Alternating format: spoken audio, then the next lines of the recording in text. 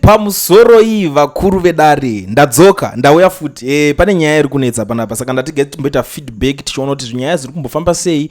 Imimiwo vana vezimbabwe muri kuti kudii, because chatinoda isusu semazimbabweans kuti tinge tiri vanhu vakabatana vane one voice kuti zvinhu zvese zviende kumberi. Nezuro pane nyaya yainetsa panapa, nyaya yanga iri kutaurika ichinzi zvoni hanzi Madzibaba Veshanduko vari kukomplaina vachitaura kuti zvoni yewe vari kujeri kwavari koko vachiti ini nezvematongerwo enyika andichada, vari kunzi vataura kuti zvoni ini nezvekuswera ndichafolowana nemapolitical party mapoliticians ananingirikina andichada, ende vachicomplaina futi nenyaya yekuti hanzi zvoni vairi vari kutoregerera kuti ivo vakaramba mota yekwawikine uchivayo. Muri yeZimbabwe, I always tell you this, handiziye zvangu kuti maadvise atinokupa isi mamwe acho zvimwe dzenguva hazvina musoro. Honestly speaking, I can't say kuti because ndiri kutaura panapa ndakabata nyaya mumastreets ndirimo ndinotaura nemapoliticians almost ese saka ndonge ndichiziva. It's not like that, but to be very honest with you, hama dzadiwa, chinhu ichi chingachizikanwa nemunhu wese. Ukaona as long as uri muline repolitics, ukaona anyone akakuofa kana kuti ndoda kuti shamari ndizokupa chakati kudididi, iwe uchiziva kuti uri mupolitics imomo. Politics imani game. You can't afford to be broke kana uchiita zvepolitics. Teerera zvandiri kukuudzai, vanhu vazhinji imimi munongofollowa politics, hamusimi vanhu vanoita zvepolitics, but ukatarisa maplayers ese epolitics vanototora mari. Hakuna any politician unondudzwa kuti anhinga atore mari. Mabusiness deals, mabusiness opportunities vakatobuilda family yavo. Unoziva kuti kubva pakatanga MDC kuma 19 something kwekwe zvichingoenda 1998 zvichiuya zvakadai so, ichitanga kuplanwa ichizonlaunchwa ichiita sei zvese zvezve. Kune vanhu vaitotora mari, vaitotora zvekutoreresa chaizvo, but izvezvi so handei tinotarisa life yevanhu ivavo vakatora mari chaiyo, life yavo iri ukuku. Vamwe vacho vachirimo mupolitics, vamwe vakazvisiya, but vakabuilda life yevana vavo. So inini munhu akapa Madzibaba Veshanduko advice yekuti mota yayanhingirikini yawiknewo irambe, munhu iyeye ndiye muvengi wake wekutanga, because hatidi kusimbisana zvinhu zviri wrong. Madzibaba Veshanduko aifanira kuratidza ulegend kuti very good wandipa mota, aifanira unoitora ototanga utofamba nayo achitaura kuti wandipira mota kuti ndiri kugona basa zvandiri kuita zvekusapota political party yandiri kusapota. Wobva watowedzera kusapota political party yako but wapuwa mari. Chii chakashata? What's wrong? But ameno maZimbabweans tine kamitirika tunoita, tarisa kana kubhora izveso. Maexamples ariko kubhora. Unoona munhu akaita kana saScotware anotengera player Dynamos mota. Ari kuona Denfarm mukamba meno anonzanani vaya vakatotengerwa mota unonzi iwo matambiro tabhora iwo zvingonakidza bhora. Why? Because vanoziva kuti politics inonzi bhora racho rinonakidza uyo ari mudenga vichienda kadai. Politics is just the same, uyo ari pakati. Now paita problem yazoitika izvezvi manje akuregreta kuti ndakaita mistake, dai ndakatoroka zvinhu ndaipuwa nigirikini, because akuta kuti imba yake yakazotsva kudidi, all those things. But vanhu vemuZimbabwe muri too harsh to judge, too quick. Zviya zvekungoti ukangoti ninga akangobuda achitaura kagrievance kake kuti inini mana zvandakaitirwa apa handisi kufara, motanga kuti zvine basa rechiko titengwawo futi chiko chidii. Handimi kuzviona. Ngatarisei kubva pakafa Tsvangirai pepe. Handiti ngatarisei kubva musi wanzi Tsvangirai afa pepe. Kukwizana kwakaitika kuti pachinzi pakutorwa pakuita masimba, Chamisa vati ndina president, vamwe vakati hatitozviteerere uta president wani azviite. Vanhu vakatanga kudaira chimwe group rekati rimwe group rekati ipapo zvainzwisisika, because munhu wese uyo anenge achitorawo pawo achiti aiwa ndotopinda uyo achienda nevanhu vake chinhu chakanoita se chakanoseparate chakadaro. That was good, because munhu wese ari kudai. But ngatichitarisai kuti bva pakazofemwa MDC Alliance, pana vanhu vakaenda navo kuMDC Alliance. Kubva muMDC Alliance kuenda muCCC mune vamwe vanhu futi vakanosara vari muMDC Alliance imomo, split yanga yarohwa, ndobva vaenda muCCC ndobva vapinda nevanhu vake vakawanda. Enda ngatisata, let's not pretend kuti vanhu vari muCCC vaya vana basa, musanyeberani. Vane power vanhu vaya, vane basa vanhu vaya, because vakatopinda vakatogadzirwa chiti system yakanga yatogadzirwa yakatosimba pachayo, isina mastructure zvidaro, but vanga vagadzira certain system yekutoziva kuti ningi unototamba bhora rako uchibva apa uchipinda apa uchigoisa wakadai so. But kubva muCCC vanenge kuzokutadza kuwirirana futi kwavakaita, ndobva kwasara macomrades almost ese, ndobva kwabuda futi vapinda kuBlue Movement. blue movement ine vanhu vainge atoningina vanga vatotera kudhara. Ndo patiri kuona vanhu vakaita sana Madzibaba Veshanduko because ndakatarisa ngazenge vamugemens reblue, but I'm sure kuti izvezvi ndo pakunzi vakuneta ka. Ndovanondingina itori group rimwe rakatosara vanhu vakatowanda kuti vamwe vakatozoti mana tikuita sei turamba tichingoenda izvezvi kwane imwe nyowani yaada kugadzira, right? Tikachitarisa kubva vanhu vakasarira mutriple C vakawanda futi. Kuna vanhu vakaita sana Cooksman akabuda akati anga nechichemo chake chaanga chaitochema chemo. But guys, inini ndandichita business rangu all along, ndandichitawo but pane hazvina kuzofambawo mushi. So ndakavarwa $10,000. Kuna vanhu vakawanda guys, to be very honest, the way yama enjoy. Because panapa you can't come here and convince me kuti iwewe urikuone une something bigger chawakaita chinodarika Cooksman pakukambenda paipa. Azvitoi. Ndo vanhu kuti vanga vari pafront vachidefenda left right center varakashicha vakamuguta ari one. Aipedza nevanhu atidi kunyeberana. Atizota chakatobva ngobudikira even mumacomment section achikonzeresa achiputitsa achita sei Madzibaba Veshanduko wachirova ari kwake kwairova paground, but pasocial media mukomana nayo anga akasimba, but akazobuda negrievance. But guys, onai zvazodai kusvika azobuda pachena kuti ndichaite izvozvo inini. Why muchindisiya ndakadai so ndiri panguva yakaoma? Because pakugadzira all the content yaigadzira aishandisa maresources emumwe make. Vanhu makati zvakadhakwa regera enda une basa rechiwa tengwa wati vanhu makataura zvakasiyana siyana. And I was like, okay, but maybe you are right, maybe he is wrong, or maybe he is right. Vamwe vakauyawo vakataurawo zvavakataurawo vakatoendawo vakadaro. Nhasi kwana Madzibaba Veshanduko chema kuripo. Kotone vamwe vanhu vasiri kwanisa kubuda pachena vanouya vachema nesame problem iripo. Dambudziko raitika kuti maproblems aya asagadzirike is because of imi maZimbabweans pachenyu amugari pasi muchibvunza but umwe udaro kuti achichemo ichi why. Ndokupa a good example. Endai kuZANU-PF munotarisa zvavanoita. ZANU-PF ukabuda uri member yeZANU-PF ubva utanga makadhakwa chinchi mimi mazodai so vanokuvinga padheni pako manheru makomrade ari serious and vanotungamidza youth pamberi kukwatura zvimambama wozongodidi wozodhonzwa wozobudikira watoka kana kune mumwe anenge ari mukuru wacho mbejana ndinozoti akoma muchimurovere chiko munoita seko ndikomrade wedu makuru wamakomrade makurasika chii chikomrade chatika komrade mukabva madaro papublic chii chikunetsa alright chii problem ndei votraya kunzwisisa imwewo problem yaari kuita magriviances ake. Why? Because vanofighta by all means kuti varambe vari united. But the problem yakuti kama opposition munhu akangosumuka akangoti inini but inini kapa pakadai so ringonzi chinoyema icho iwe ndezvako izvo tiri kufamba nevari kufamba imimi muri kumbofamba muri vangani, because most of these people who are commenting vachitaura zvekuti tiri kuzodai nevari kufamba they are in diaspora now.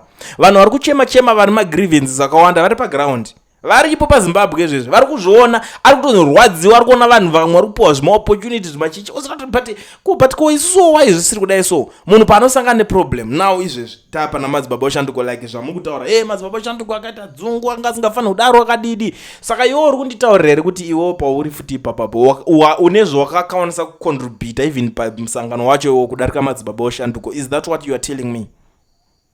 Unduzoti iwo unotori ne-effort yoka because vanhu vakaita sana Madzibaba Veshanduko vane mhomho inenge ichivatera even kusaidi kunana guru yoko kwanobva zvakawanda zvaakatoita achitoterwa nechaunga chechichi achitoita yaari kutoita iye. And mukuzviona iwo it's not that easy kangonzi musha wako nomuka wakanzi wakangopiswa imimi makatomboterwa kana mborowa kana mbama kana wane nani zvake, but nongowanikwa kuti une influence yakanyanya. Izvo painzi pakasungwa vanhu nemamwe manikikiri munofunga kuti ndovega ngano vangapinda mutaunini vakatara pakasungwa vanhu vane influence chete ndo vakangotorwa chete paipa kunzi ningina niki wap vamwe vese ana kugudza budungo bvangonzi endai kudini. But amugare pasi moteerera it's like izvezvi mwe ari kujeri ari kutaura kuti nyaya dzavo dzevaitaura mujeri dzakalika dzedze handimozvona nyaya dzakalika achitaura achichema achita sei. But imi munobva mangoti aiwa ane dzungu ane basa rechi. Munhu wese ane basa. Let me tell you this, mukapinda nekamwe yake kuti mozongobuda kubudikira manje papa nguva yekuti mazopedza kukambena matenderera moti hande tinovhota neruzhinji rwedu kuti vasazokwanisa kuba maelection acho, but nguva yese mamuchifamba kubva kumashure uko muchingorafura abuda acho muchirafura vamuri kunikina marivals enyu vachingoti vakaona munhu anikina. ZANU-PF yakangofanana for example ukajoina ZANU-PF wangofanana munhu ajoina zviguru haubude azviiti havakubvumidza kuti ubude ende vane masystems avakatoisa kuti haibudike zvekumhanya. Bvunza vanhu vese vari muZANU-PF kuti inobudikere. Kana pane ane nharo ngaatirai kuti pwish ndakubuda geza cheche yakabuda achita noise yese achiti but anombobvira akabuda muZANU akatoramba akatonzi tatokudzinga muZANU but handidzingwe nemunhu uyu handidzingwe muZANU. Why asingadi kudzingwa? Vane masystems vane zvavanoziva pozvanozoti iwo saka udabuda nemasikireti ese shamwari wakutofarisa shamwari. Aiwa vanotokuzoti vangatoudzana backdoor kuti iwo zviri nani kuti ufe shamwari pane kunzi watiza uda kubuda uchinoita nezvei udaenda kupi hauti udaenda kuchi fight dzese dziri kuitika dziya they are trying by all means kuti njao chiramba chiri one ari kuchema vanotomeka shot wakuti asiye problem yako ndechi tapana geza akatonzi mutsvagei mapurisa mutsvagei akutengesa akubudisa zvinhu zvese masecrets anopopotera chiko mutsvagei ndozvavanoita. Havazongoti hana basa uyo ari ikoko hameno ngoignowa mungobvara nzeve muchiita sei hazviitwe nemunhu ari nikini zvavangofanana nekuti iwe ipapapo you are a parent uri pamba pako vana vako vachiuya nezvichemo every time unoignowa here unomudedza mwana wako utanga kumubvunza maquestions chii chiri kunedza mwana kose wazotaura izvi sei zvazodai so izvi kuratidza kuti une love naye. Vanhu chinoita kuti vauye vazobuilda something chinobatika kana vakaratidzwa love kuti guys tritese machinhu ichi ngatidai so okay chichanetsa iwo wacho right uri kutowadingina saka tokubatsira sei uri kuda kuti tikupewo help yakaita sei. For example ndandatosirira job scala cheche akapinda mukati akabuda achitaura the same statement vanhu tiripuzi makandisiya ndiri mukati apa muri vamwe wangu makundiiginowa kudaro handiri mukuzviona vanhu makati anopenga anota munhu wese anenge angotaura mchinja ari chiri kumurwadza chiri kumunetsa makuti anopenga saka imimi ndimusiri kupenga pavanhu vese vari wrong vese imimi ndimega muri correct. The next thing moti kuzvitaurira ichi ndamboona umwe apa ndichazodzika ndichazitrai kuningirikina vanenge vachitarisa vachitaura zvinhu zvese zvanenge vachikomenda umwe anditi ayo ndosaka vanhu vasiri kuda kuona channel yako ari kurwadziwa iye pfungwa dzake ndizongoti angobuda achingotaura zviri kutaurwa nevanhu ukuzvitaurira chi vanhu ngavasakuone mangwana obva adzokuona vanhu vakazara chichikuitika utaura futi something in maje ndobva vepezana ndangokubloka ka wozodzoka kuinbox uzvitsvaka dziri for number kulindi usadaro shamwari ungabva wandibvisawo pandinge tida kuona zvine ichiitika ndawa mazuva wandimaka haisi nyaya yekuti ndieta nigirikini because that's what you think and you think that maybe you are so special than munhu wese kudarika munhu wese kana kuti kune zvinhu zvauri kufunga isu hatite izvozvo tiri kuti these things ndezvemazimbabweans let's sit down ngati umwe akanzi paita problem ngatitarise kuti problem ndeye iri papi even ukona vanhu vese vamuri kuti marivals mamwe mapolitical parties they ask questions kuti ko imimi muri kuti zvakati sei koyo uri kuchema chii ndikuchema nzara mudhara munofanira kusolva nzara you can't be a presidential whatever uchitadza kusolva nzara yevanhu vari kukutera like pape pakanzi vanhu pane vakabuda vachinzi maagents I don't know how many times ndichiwana macause chinzi koyo shamari nyaya yedu yakazorova iri kuti kunini ndesi ndakakuvhotesai kai unze but iwoka taura kapa platform pako ipapo tikuda kamari dzedu ndawa kaniwo uchidaro iwo tibatsire nyaya isvike toti vanhu vacho ndakazotaura manje vanozotanga kuti matengwa kaimima ndototanga kunzi mandipa mari kuti nditaure but zvinhu zvine zviripo people are complaining the same thing mvura yacho ramba chingoerera nepairi kuenda napo and you think kuti mimi you are maybe special the way yamuri kuningina but vanhu vacho vanga vari on top vakabata chinhu vane manikirini vese vari ngoneta vachingocomplaina mastatement akangofanana ngatidaro munhu mofanira kugara pasi mazimbabwe chamofanira kudzidza mobvunza maquestions aiwa tisataenda kure ngatimbomira kutenderera panofanira kunge pane vanhu vanoadresa zvinhu why ningi ari kusiyiwa achienda uko ko why job scala udoita zvinhu zvako wegewo kabvunzwe maquestions adedzwe powana yekusorovheka. I still remember mudharatsvangirai ani mazuva akambobuda nabiti ana weshmenyuba abverodhara kachibuda vanhu vakabuda mupati akaenda ati unoita zvinhu zvedu akati vakatanga mapati awo asi ndinova wisha good luck kwavari kuenda ikoko anditi zvozi anga asiri munhu wekuti anga asina basa nezvaka anga asina hake basa nezvakaunda sei but akangoti ndinowisha good luck vasiya ati gare vazoenda unabiti ati but biti ungadaro biti ona kwatakabva biti ona zvatakaita pepeyo biti usadaro yo weshmenyumba ungabva wadaro job scala ungabva wadaro vavadzosa vanhu vese vaungana ndobva vakontinya kuenda mberi ende akadzoka zvinhu zvake zvanga zvane power mbijana apasina kuti ase apasina kakusplita vakazotadza kudzosekawo zvavo ndevakaita sana madhuku maybe vanenge vane metse dzavo dzavanenge vakungoita unoziva kuti at the end of the day vamwe vanhu havari rely nemari dzemupolitics or anything chinchi paranyazogara pasi nevanhu bvati but muruda unikina kuti aseko. So now kana iye aikwanisa kudaro because the strategy yakuda kushandiswa izvo zvingatase strategy yakuda kushandiswa naChamisa strategy yatsvangirai yekutanga kudzoka kuvanhu manje kuti ngatigadzire masystems timbomira zvekugadzira mapersonalities kuti ningi ndiye akapenga ningi ndiye kadaizo but this is something chekuti chaicomplainwa navanhu kubva day one kuti hatingaitika political party yekuti tinoti ningi ari one chete ega. Munhu akaita one zvinonetsa pazvinhu zvese zvinoitika kangovari iye ndiye akadaro zvinotemesa because mangwana munhu anomuka akafa muchaita sei kana kumukata nchada saka muchatowane rusununguko kuti munhu amukata achada. You see, so inini ndinonyanya kurwadziwa especially pane nigirikini pane zvinhu zvakaita sezvina nigirikini like why guys, why like right parikunzi this man is just a ZANU-PF mouthpiece. Pane munhu angari kutaurika angabudisa nyaya yacho.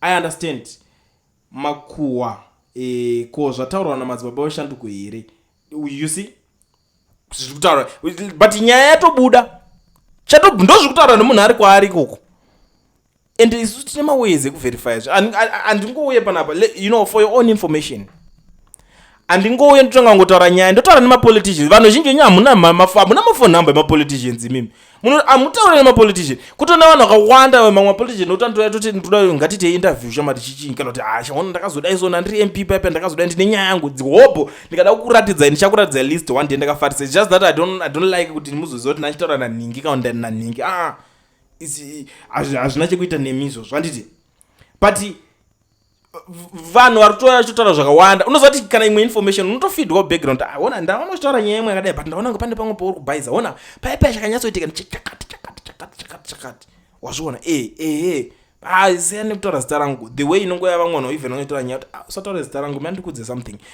zvakaitika so ndomaitikira zvaiti abo but iwo siyani kutaura zita rangu please zvatopera munhu atonikina nyaya totonawo kuti une mamwe mapoliticians otantoya totaura nyaya kana 4 hours iya tiwana pako taura chama zvakadai so let me educate you on something chosunzwisisa zvofamba so zvodai wow ndo zvazvinoita alright abo handizoenda kuti aiwa but ninga ari kudai so cause ina handisi kudza mudungwe handisi we-any political party ndiri munhu wemazimbabweans as long as if you are a Zimbabwean ndosaka mukaona kuti pakatanga kutaurwa nyaya dzematongerwo enyika idzi pakaitwa tine vanhu vakawanda pasocial media apa vanotodawo politics idzi maiwi hativapedzi tikatora list ravanhu vanoda politics vakawanda vanoita zvimachuyu zvimachannel wobo line up murabadada kudai so but where are they?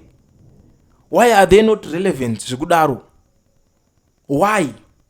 It's because vakada kutira kuuya vachizviti vanhu vemapolitical party saka panopera mapolitical party nemapoliticians avo vanenge vachingotaura nezvavo vanhu vanobva vangonyararawo handiti iwoyo uchiti uri munhu waningi saka vanhu vanongonyarara kuti ningi aningi ari kuti bhowa mazuva ano but tongosvika tongoti ndiani ari kutaura nyaya yepolitics mazuva ano hanzi kuna tagwire waita sei tagwire wadai hanzi mangwana kuna tungwarara waita sei tungwarara chama mazimbabweans haasi kunakirwa kaiwo waita sei you know mangwana kuna anhu chiwenga hanzi kudii hanzi gore regudo raita sei futi koyo but urivhaisi keyo zvobuderezve tichita why ndo nyaya dzekuzimbabwe chaidzo hanzi pauya ani Chamisa aita sei tototaura Chamisa zvozodezve alright ari bo zvakanaka panzi pauya ani pauya Dr. Daniel Shumba hanzi kudii hanzi zvakadai chichi alright aiwa bo zvakanaka hanzi pauya ani tichitaura every political party every politician anything to do with Zimbabwe ndo zvatine tichidhila nazvo zvisiri zvekutange ungoti ndiri ningi vanhu vanongoziva kuti aiwe mbotimirira because hauna anything chauri kuti offer chiri kuitika kuZimbabwe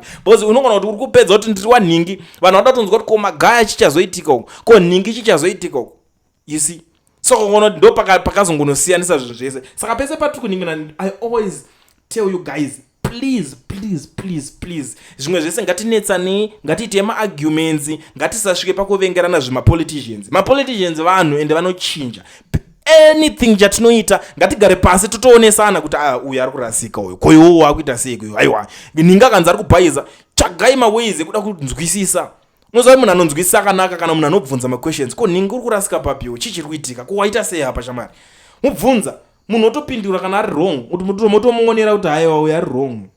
You see right. Mumwe wari kukomenda hanzi we think Chamisa doesn't need Madzibaba. Actually Madzibaba got arrested for Geza revolution. Good strategy by Madzibaba to get himself out of prison. I think uyo ane kamwe kamfungiro kandinomboita uya akomenda we Madzibaba arrest new strategy kuti abude mukati because imimi ndimimi kuita problem kuti nhasi makabuda munhu akati but wedu ndi kusangana ne challenge yakadai zvakadai zvudai kana kuti vana chaiwo school fees zanetsa mutanga kuignore muntenga mowanda patanga uzonzi toda kuti tione kuti toita sei iwe unofunga kuti ZANU-PF inoteerera zvomunomitaura pa social media. Do you think so? That's why ndikudzoti inini pachangu handisi we political party handisi politics ndiri munhu anotaura nyaya politics dzacho in general totongoti ngataure politics chichiri kuitika ningadai motoziva information moziva zviri kuitika zvamunozoitawo neinformation ndezvenyu nandiziva I don't know but mukatouya panda motoda kutoti like ndakaona umwe mutira undipushidzira tive chakati iwe ita wega izvozvo I don't do that and ndiri muZimbabwean wemaZimbabweans I belong to every Zimbabwean. Munhu wese anofana kufila comfortable, kufila at home, especially angosvika munhu wese achingoita tune in panapa anofila kuti yes nda you know proudly Zimbabwean ndiri kunzwa nyaya dzekuZimbabwe kuZimbabwe zvazodai so akomanaka wazviona kwanoda kusvika panapa oda kuti proudly chakati imboenda kuside because toda kudhila everything to do with Zimbabwe ndo nyika yedu ndiyedu tese tidzidzisana zvakashata zvakanaka zviri kuitika vari kuuraya nyika vari kugondera nyika vari kuita sei tichienda takadaro. You see? Right. Hanzi Madzibaba Veshanduko pane imwe nyaya iri kutaurwa iri kunyotendera. Hanzi Madzibaba Veshanduko vaishandira Geza. Chamisa apinda papi? No. Geza ndiye one mumwe politician akabroka asina kana mari yekutombopa kana vanhu. Akaomera here kana kuti kuita sei I don't know kana kuti akatoomerwawo. That's Geza for you.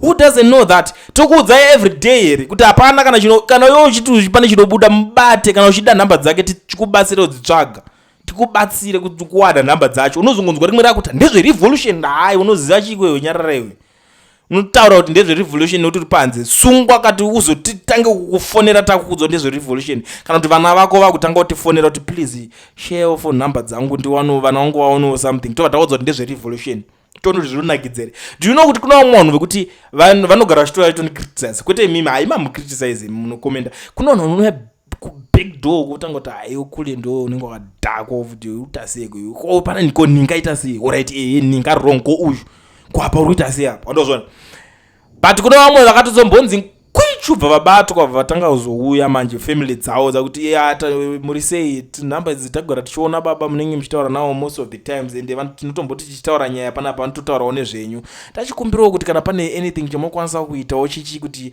baba vedu vazodai vadai titototoerera nyaya chitongoti aiwa zvakanaka vamwe vacho unongotiwo ndazvinzwa zvamataura asi ndichangokuisirewo kana $50 hondo yandinayo because unongowanzwisisa situation zvakana asi zvinhu hazvina need yekuti ndiuye nditi muri yeZimbabwe mamuka sei ningi uyaya mukadzoke ndamupa $20 kana ndazomupa 50 hazvina chekuita nevanhu because zvinhu zvekuita kuti tine ma-personal relationships atakabuilda nevanhu like ipapa ndechitoudza vanhu kuti ZANU-PF nanzi yanga ichipa vanhu mastands kupi kwanzi kuHarare kunzi mastands ezanu baba munini pfekai kana vari kuti upuwe unopfeka zi-t-shirt regreen raya kuti upuwe puwa rako fast obva pegerwa stand rako otogara vose vanhu vatone ma-15 years vasiri kubhadhara rent muHarare meme kana uchiita ndokusendera ndokutsvagira location racho ndokuratidza muHarare South if you go patrabablas pepe mira nyatsokudirect time before uchibva nekuSouth Africa kunoko usati wasvika patrabablas pane nzvimbo inonzi boka paboka floors pepe pane karodhi kakagadzirwa kachinzi trabablas iri kugadzirwa wobva wakwidza nekarodhi kako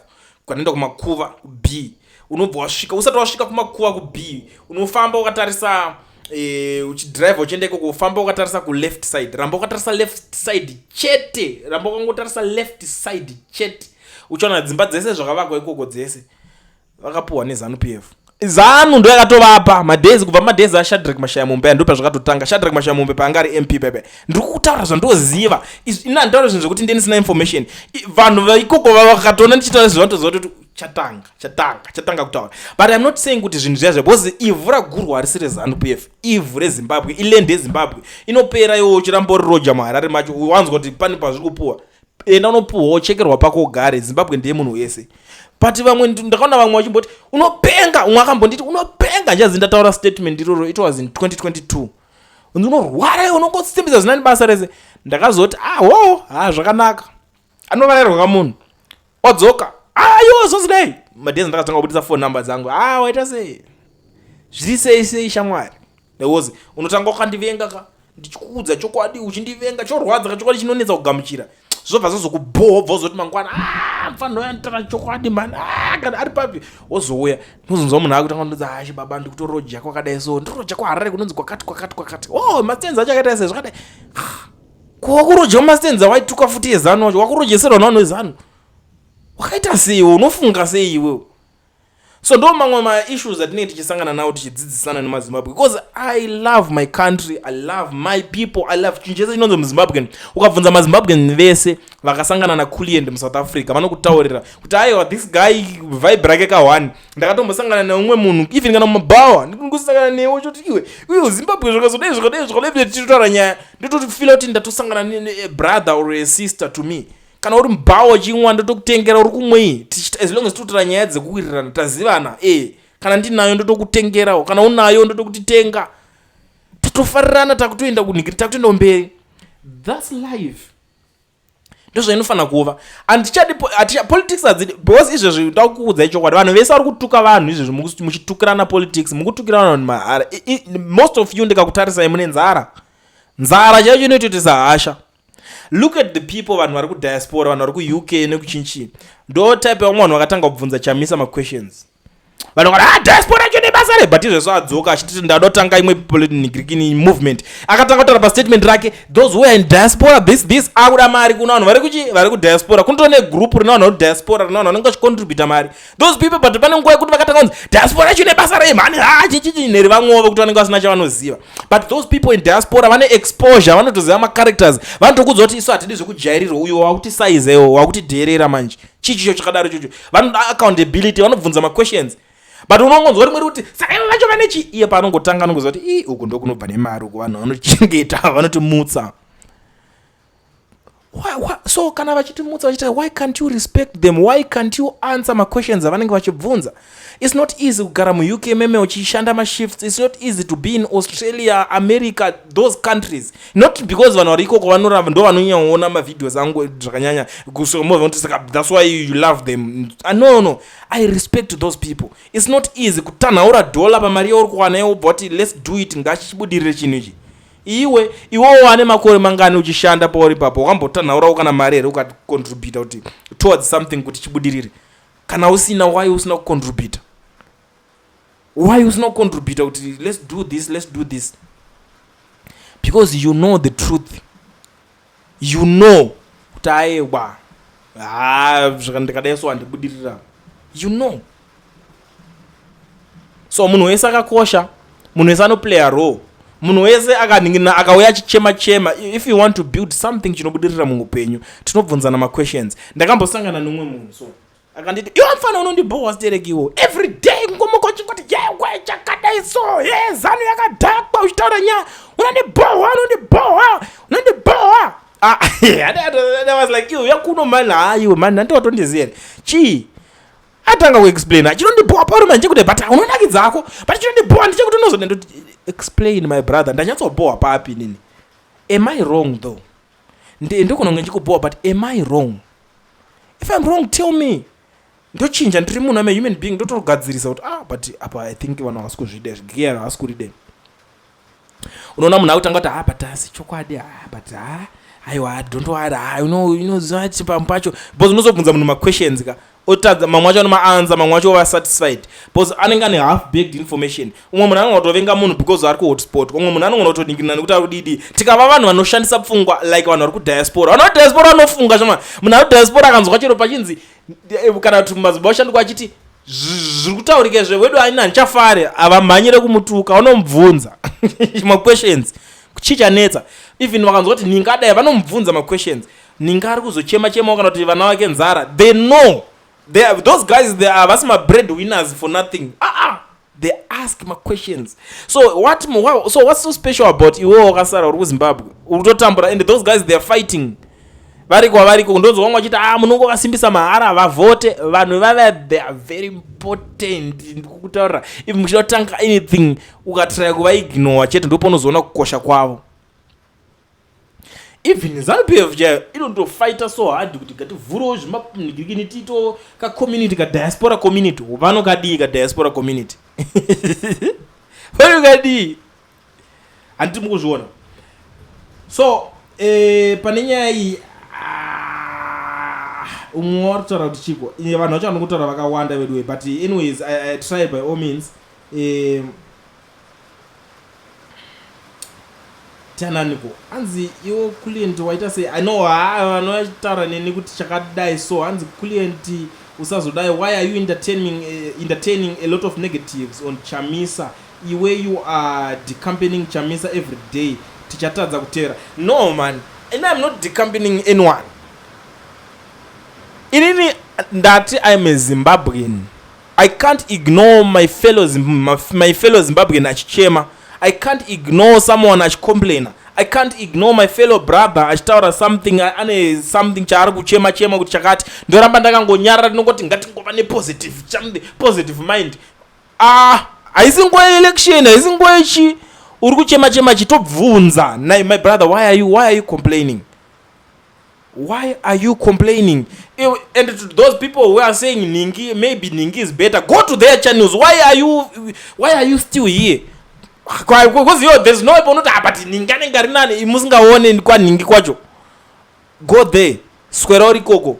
There is no need to tell me kuti because why uri kungotaura chokwadi every day uri kuti ausiku select.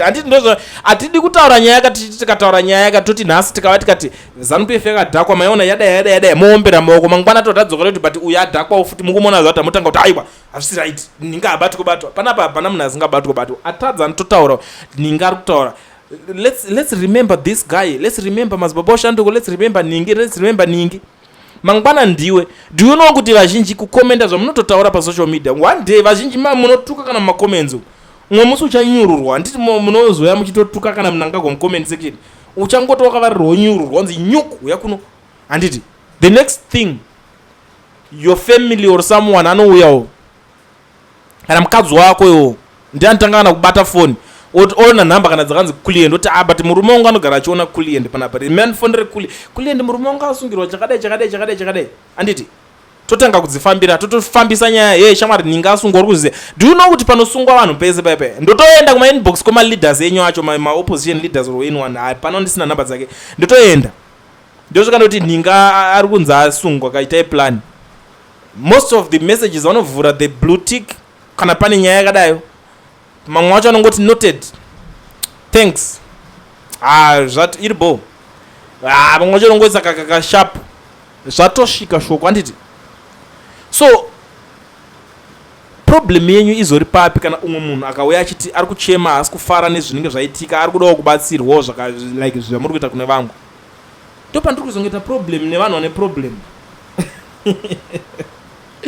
And this guy is saying and you are a ZANU-PF project say that's nonsense. And unobvaona kana papicture pacho munhu akabuda ipapo zimudhara rinofunga zvinhu zvakadhakwa saka unochembera uchifunga zvakapusa kudaro.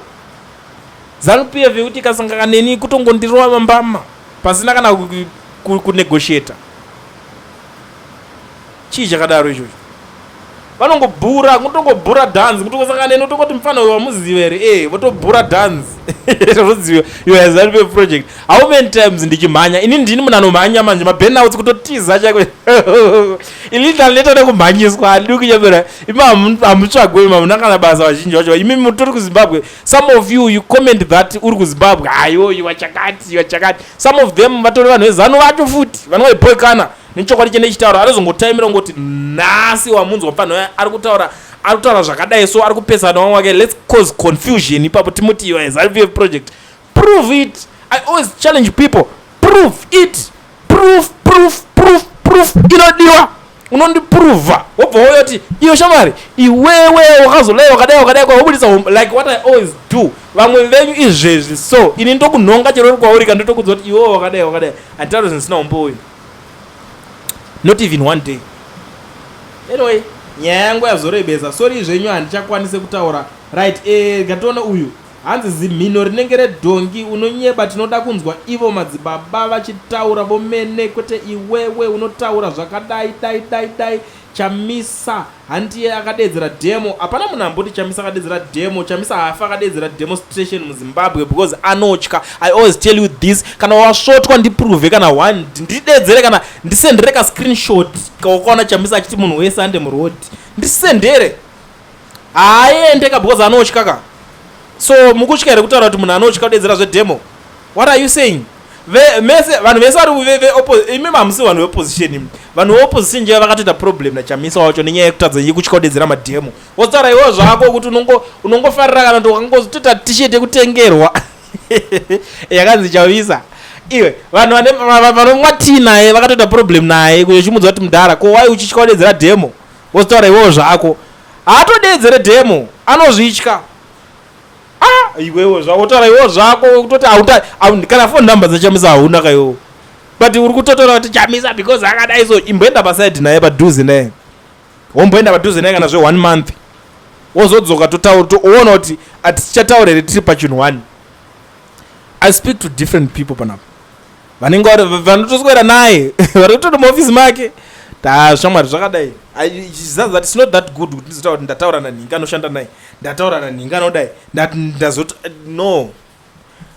This whole thing I don't have any business with whatever he is doing. Ari kuzvitira zvinhu zvake nelife yake yekumba kwake. Inini chandinenge ndichingotaura ndeche anything to do with maZimbabweans. A fellow brother akauya akachema kwandiri kana kuti ndakaona paita chichemo tofanira kudzifambira obatsirika tozoziva kuti asi tiri kumira tese semaZimbabweans. That is simple. Kwete kuti tongomuka takati ningi wakurasika mazuva ano. Ndakambona umwe anomuka kuti hanzi mazuva ano kurasika. Ndarasika kana wakuti ndakurasika mazuva ano you are wrong. Because ndagara ndakarasika kubva kudhara. Munhu andondinzwisisa ndotaura kuti baba makarasika kare ende haamboswera achitotaura kana zvafanira munhu anenge achiboikana kuti nezvinhu zvendinataura haana nguva yekumbodaro. Vamwe vanofona you know what client since you are representing Zimbabweans but zvawazotaurawo pana leader wedu wati wakurasika leader wedu wazomunyanyirawo kana kuti ningi wedu wazomudai so and I give platform to everyone. Munhu wese anotaura side rake kuti but iwe pakadai so apa panenge parasika. Pakauya pane madays pakanetsa zvegeza revolution pepe saka vanhu vese vaimhanya negeza revolution zvakazodai vakazobudikira vainzi Chimama, may so rest in peace. Ndetatomusuwa zvisingaiti. So Chimama vabudikira vatanga kubvunza questions zvikanzi client dedza chero wese ari kuzvitawo geza revolution. Inini I still have my spaces mamwe aitwa hostwana naChimama wanga ari vaitwa kana space rimwe rakapenga kutwitter kwekwe vobva ndingoti client please ite premiere yakapa green pa channel pako sorry pangwa ndaizongopoza nazvo because nene zvimwe zvinenchita kuti ndizoreplay ndirise live so no mira ndiritore ndirikande pa channel ndaizoritera ndiritora ndirisa pa channel yo tainzwirira vanhu vachibvunza questions especially people in diaspora avana mafanizi kumberi kwavo vaibvunza iwe kokana muri kudai so what about izvi kokana muri kuti zvakati ko izvi wazora vachibvunza questions. Ndakatanga kunzi wakadhakwa uri kuwapire platform on ivavo vasiye vakadaro wamudedzere chipa platform ipapo and I was like this platform ndeyemaZimbabweans haisi yemunhu wani iwo handiti muri kupengereka muri kumhanyisa negeza revolution. Reality ichabuda mangwana muzondita kutanga kutaura munditi but iwo wakapa ningi platform chete sei wanga usingataure nezvaningi. Saka kana tiri kuti tiri maZimbabweans tiri kupopota izvezvi our problem is one tiri kucomplaina kuti vanhu havasi kupuhwa maopportunities ari enough. Vari kungora ZBC iri kungoramba ichingobudisa vanhu 1 ivavo mobva maona kule ndakubudisawo one side. What do you think kana zvakudaro munotanga kuti zvakadhakwa saka hatina kwatiri kuenda because muri kucomplaina tiri kufunga kuti you guys are better but mutori worse kana kuti muri kungoita the same thing. Handiti mukuzviona It's not like we are tolerating anything. The issue today in the guys, go and help Madzibaba Veshanduko. Madzibaba Veshanduko belongs to a certain political party, whatever. Iyo yacho yoyo. Vanhu vepolitical party yoyo musaignore munhu achingapinda padambudziko. Ndo mane problem yangu. Kana mukaita basa kuignore vanhu vapinda padambudziko, ndokutaurira indobeta inandibhetere mahara. Ndokutaura toone kuti ngapaitwe come 2028 ngapanzi betwe election uone kuti pane vanhu here vanokwanisa kuuya kana ingava rally kana chibhozi ZANU-PF ichawedzera mafuta ichadzvanya futi ikaona kuti waraita bvumidza election ingonongoti munhu wese anenge angoenda kana parally jera rina kuzara handi tinovavharira inoona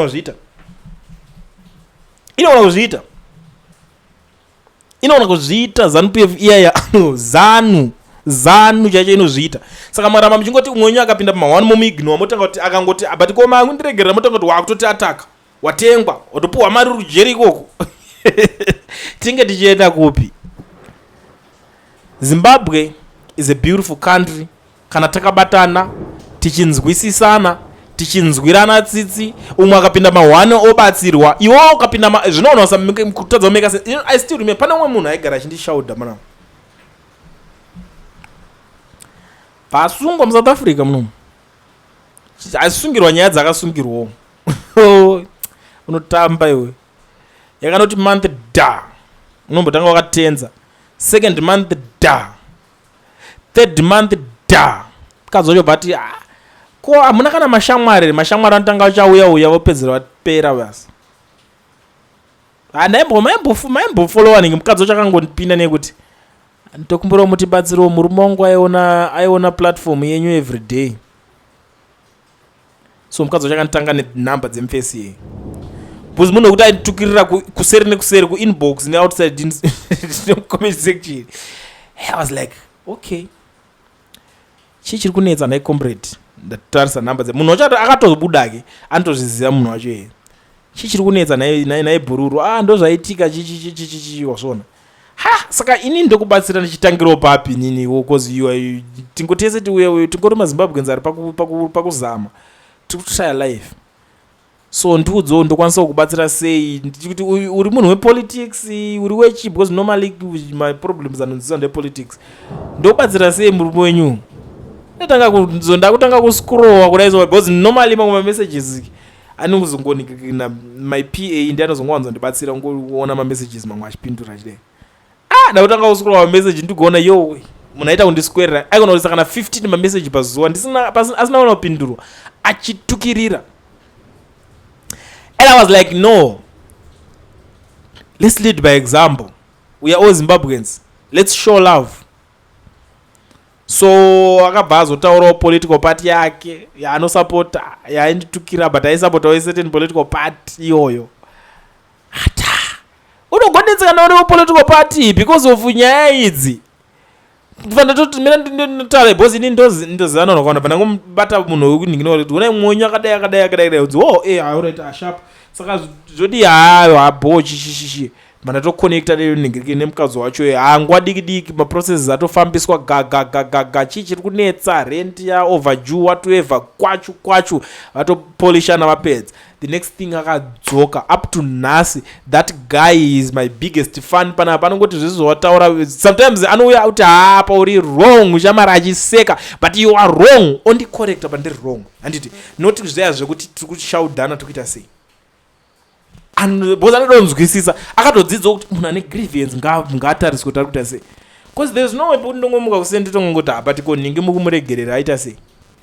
ngazvibalance ngazvibatsire munhu wese nhasi ungava uri panapa inonosvika nguva yekuti unotozvisungirwa nzonga uri kuita basa rekuona platform yake pane umwe munhu akatodzingwa basa undoziyana achinzi uri kufollowana Kulian TV anani uri kuda kuedza kuita sei boza aishandira a certain guy a top guy in ZANU-PF saka uri kutoswera uchiona zvinhu zvese izvi uda kuedza kudiwo uda kuedza kuita sei panapa saka kuti ndikutoti ndakupa basa uri muvengi munhu akadzingwa basa kauya akataura ndozvandaitwa chama but because I support you ndakati inyaya yemazotaura kusiderekwa zvaitika ini ndaitawo muteta handina basa randokwanisa kana kukuassista naro ndikati mutomudza ndikati chero ndikada kutoya paplatform ndoti pane munhu adzingwa basa because anosapota ningirikini as long kuri kuZimbabwe hapana nhamba dzako dzinotogona kutotorwa neumwe wacho futi akakuwedzera kukuita coward kukuita kake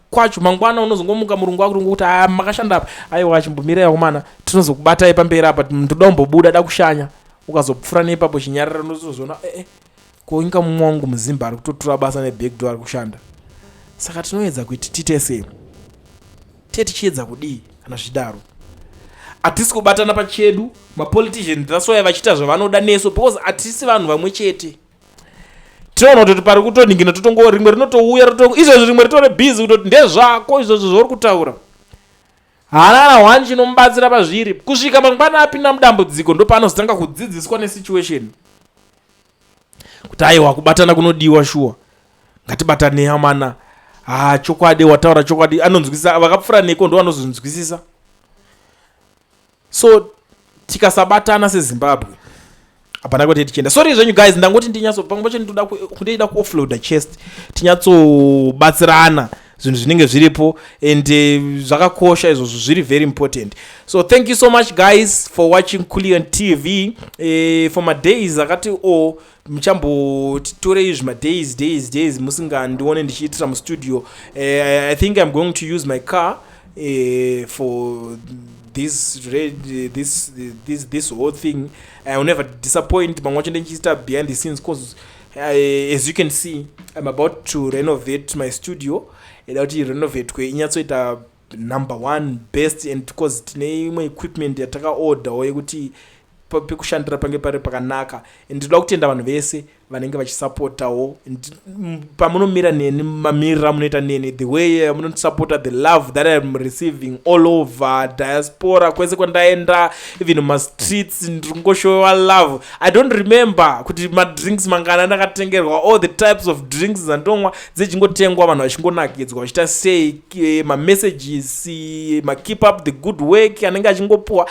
I enjoyed everything, so I will never disappoint. Ndicharamba ndiripo tinongokuzivisai zvinenge zvichiitika tichiuya tichikurukura izvezvo toda tointrodusa zvimwe zvinhu zvinyowani zvavasati vaona. It's just that handikwanisi kukuudzai kuti todaita chii. I'm going to surprise all of you guys nenew style yamusati mamboona. Saka let's pray kuti zvinhu zvinoita bo cause zvinhu zvatoda kuita panapa zvinonotora kana tuma months or something like 2 months or something 1 month something tichirenovata zvinhu zvatiri kuda because tine zvimwe zvinhu zvatakamirira tichiinstalla tichiita sei. And even the other part pane mudhuri this side topwanywa here roenda kumberi mbijano ponyatsoita big space because hazvisi kunyatsoningirina space yange yari kunzi diki ndo vanhu vanga vari kutaka kucomplaina so that ponyatsokwana zvinhu zvese zvakawanda zviri loading zvakawanda zviri kuuya. But for now ndiri kuti chii, have a good day. I love you so much.